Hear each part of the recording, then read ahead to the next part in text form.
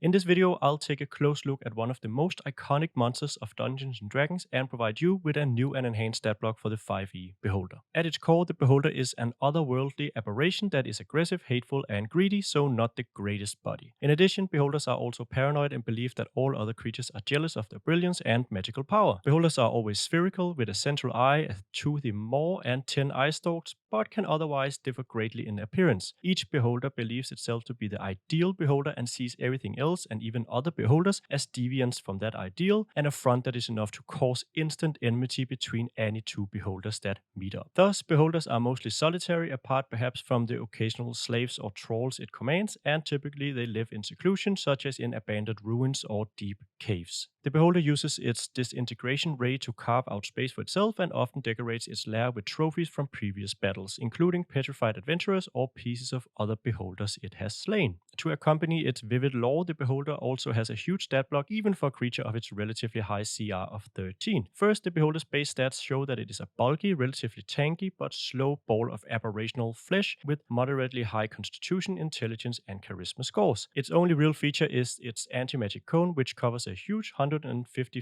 foot cone and which it can adjust at the start of each of its turns, and which, as the name implies, will turn off all magic in the area. In combat, the beholder can either spend its turn making a pretty useless bite attack, or it can shoot 3 of its eye rays at random. Each eye ray has the same base mechanic. The beholder chooses a target within 120 feet, which must then succeed on a DC 16 saving throw or suffer an adverse effect. We won't delve into each of the beholder's 10 eye rays just yet, but basically there are some rays that debilitate targets. Those are the charm, paralyzing, fear, slowing, telekinetic, sleep, and petrification rays, and then there are rays that deal damage, which are the innovation, disintegration, and death rays. The beholder also has 3 legendary actions which it can use to shoot random eye rays between its turns. Finally, it also has optional lair actions, which will increase its challenge rating by 1, and which it can use to either create difficult terrain, restrain enemies, or shoot a random eye ray. Despite its huge stat block, the beholder practically only does 2 things on its turn: adjust its anti-magic cone and shoot eye rays. It'll probably try to position its cone to include enemy spellcasters, and because that means that it can't shoot its magic eye rays at those targets, it'll often end up focusing those eye rays on martial combatants first. In some cases, it may need to shut off its anti-magic cone entirely so it can shoot any targets at all.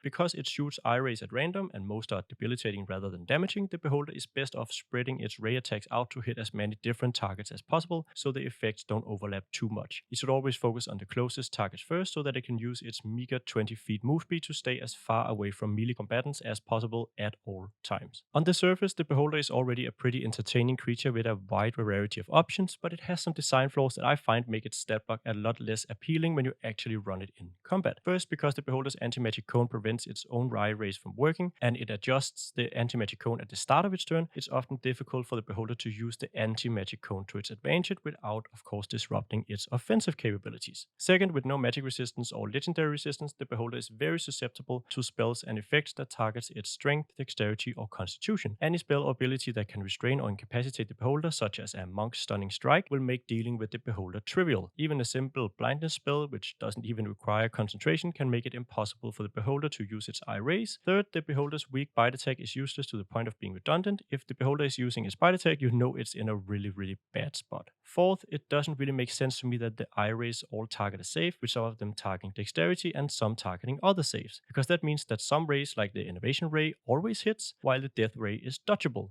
That just seems weird to me. Furthermore, there's not a lot of diversity in saves, with 4 dexterity saves, 3 wisdom saves, 2 constitution saves, and only a single strength save. Fifth, because the beholder must shoot its eye rays at random, they can often end up being useless or overlapping because they hit the wrong targets, such as charming a creature that is already paralyzed, accidentally trying to sleep an elf, or frightening a spellcaster that doesn't need to make attacks or move closer. Likewise, because only 3 of the beholder's eye rays actually deal damage, and that's the innovation, disintegration, and death rays, but they deal a lot of it, the beholder's actual damage output can vary greatly, and just as often as not, it won't deal any damage at all on its turn, but on the other hand, it might hit an unlucky adventurer with 2 or 3 damaging rays in a row and instantly evaporate them. In my experience from the few encounters I've run with a mostly unchanged 5e beholder, it's typically either ended up being a not too exciting affair, where most of the beholder's eye rays fell flat due to randomness or it got incapacitated early on. One time it ended up in pretty much the same way, except that a character was slain by an unlucky sequence of disintegration and death rays before the beholder was slain. So now that we have a good understanding of the beholder and the potential issues with the stat block, let's see what we can do to fix it. Up top, we're going to increase the beholder's strength from 0 to +2, mostly just to improve its bite attack. We're also giving the beholder proficiency with con saves and making it immune to being blinded. That just makes sense as it has 11 eyes, charmed, paralyzed, petrified, and stunned. Now that is a lot of nice condition immunities to have, but honestly, as a CR13 boss monster, it should have either these immunities or legendary resistance, and I think for the beholder these immunities work best and ensures it isn't one-shotted by a stunning strike or a blindness deafness spell. Moving on to the beholder's actions, we've beefed up the beholder's bite so that it deals roughly twice as much damage as before and has a higher chance to hit. It is still by far the inferior attack option for the beholder, but it at least has a little weight behind it now. Now the eye rays are where we've made the most changes. Most notably, the eye rays are now melee or ranged spell attacks, which the beholder can take 3 of each turn, and it gets to choose which ray it shoots. As we'll see when we go through the rays, each ray deals damage on a hit and then has a secondary effect that, for the most part, requires a saving throw. First off, we have the Baneful Ray, which is also the only entirely new ray. It replaces the Paralyzing Ray, which, while one of the beholder's most powerful eye rays,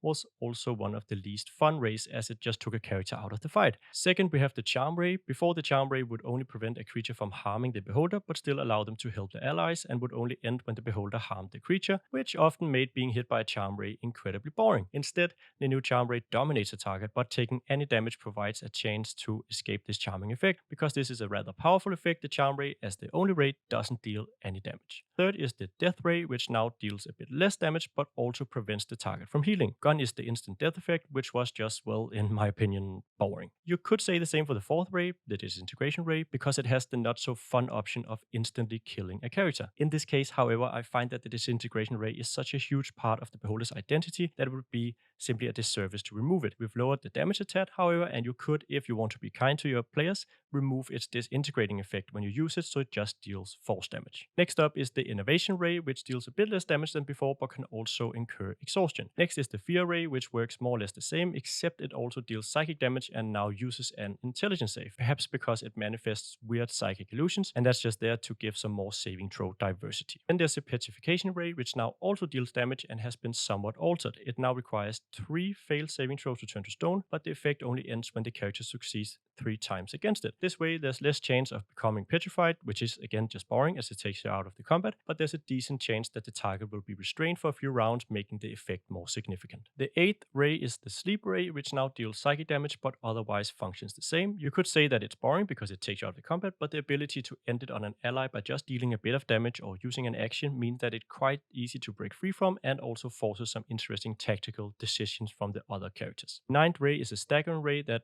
just basically replaces the Slowing Ray. In essence, it does more or less the same, but deals force damage and only lasts for a single turn. Finally, we have the Telekinetic Ray, which now deals force damage, but otherwise does more or less the same thing as before. In conclusion, these 10 rays now have a much more balanced damage output and more balance between the effects. Now, if you prefer the beholder to be more random, you can certainly still have it fire its rays at random, and that's why we've also kept the number so you can still roll to see which ray is fired off. Moving on, we have the beholder's legendary actions, where we have added 2 simple options. First allows it to adjust its anti-magic cone, which ensures it can use it to respond to characters moving around or the battlefield changing, and also that it can turn it off on its turn and turn it back on at the end of the next creature's turn if it wants to. Second, we have a Jaunt, which simply allows the beholder to move 20 feet without provoking opportunity attacks, making it more mobile and harder to pin down. So if you've been keeping track, it should be pretty clear that this beholder has been buffed significantly. To compensate just a bit, we've given the blubbery ball of death a weakness, vulnerable eye stalks. Basically, this allows a creature that attacks the beholder to take a penalty on its attack in return for potentially disabling an eye stalk on a hit if it deals 15 or more damage. If the creature is perceptive enough, it can even choose which eye stalk it wants to target. The eye stalk will grow back eventually, but for this combat, taking out a few choice eye rays can severely limit the beholder's tactics. As for the lair actions, we're not going to go into those, as I actually think they work fine to control the battlefield, which is what the beholder sorely needs. All told, this beholder is certainly a lot stronger than the original, but I think it actually better fits with the challenge rating of 13 because it is no longer susceptible to incapacitating effects, it has actual mobility, and it has some choice in how it uses its eye rays. So what do you think? Do you like the new beholder, or is there more that you would change or anything that you wouldn't have changed? And are there any creatures you would like to see me cover next in this series? If so, please let me know in the comments, and also make sure you subscribe to the channel while you're down there. Beyond that, there's not a whole lot left to say, except thank you so much for watching, and I hope that I'll see you in the next video.